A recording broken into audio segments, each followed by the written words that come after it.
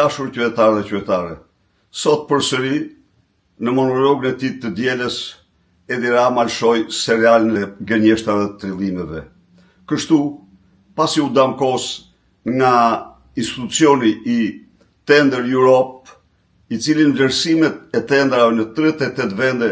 gjeti se Shqipëria kishte një rënje dramatike nga viti 2010 gjerë në vitin 2026, nga 80 pikë që kishte në vitin 2010-13, bie në 64 pikë në vitin 2026 dhe se cili nga ju mund të shoh këtë grafik të këtij institucioni. Përveç kësaj, Europe Tender gjen se transparenca ka rënë në 50 pikë dhe dramatike është se flamujt e kuq kanë 40% të tendrave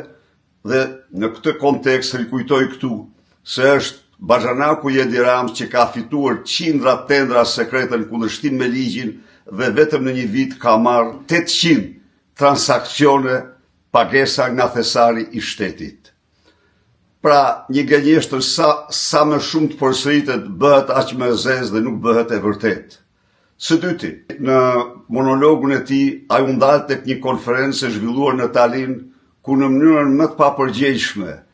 krahasoi pa u skuq, pa u zverdh shqiptarët me talebant, duke u përvjekur të jetë interesant se shqiptarët janë në besimin e tyre të perëndimit si talebant e Europës.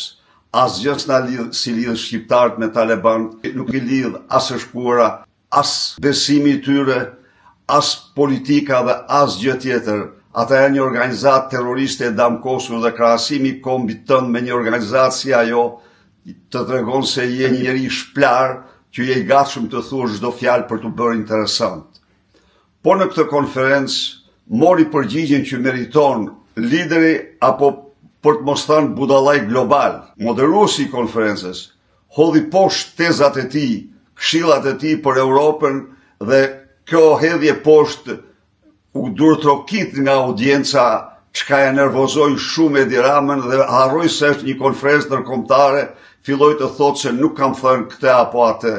Përveç kësaj, por në konferencë përsëriti gënjeshtën e tij banale se nga vitet 60 deri sot, nga Shqipëria dhe Rusia nuk kanë patur asnjë shkëmbim vizite në një kohë kur kanë qenë të paktën mbi 12 vizita, ndër të cilat të niveleve president, kryeministra, kryetar parlamentesh dhe vetë Sergej Lavrov në vitin 2004 ka ardhur në Shqipëri dhe ka iniciuar me partinë e Edi Ramës traktatin e miqësisë. Në monologun e tij, ndër të tjera u ndal dhe tek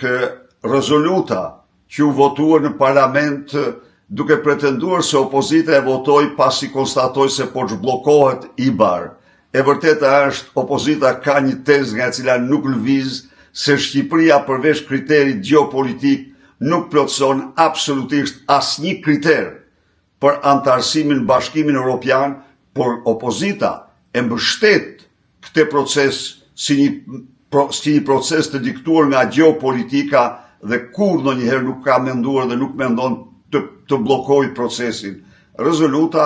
nga alfa tek omega nuk ka asnjë fjalë se nuk mund vije asnjë fjalë vlerësimi për punën e qeverisë apo parlamentit, por thjesht rrjedhton kërkesa detyra të domosdoshme për procesin e integrimit.